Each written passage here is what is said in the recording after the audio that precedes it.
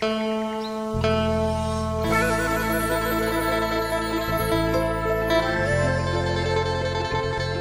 งเบิงแห่งมวนแห่งเบิงแห่งมวนแห่งเบิงแห่งมวนแท่นอขับนอเบิงหน้าเวทีแห่งมวนคักกะดอขอเชิญชวนแม่พอ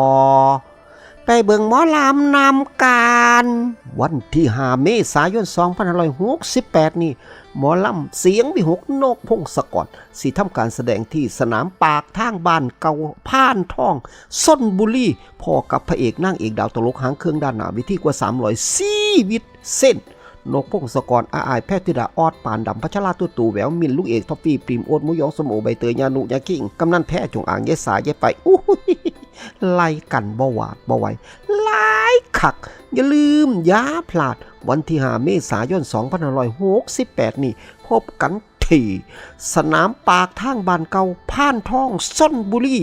ม่วนเลยสนุกแน่นอน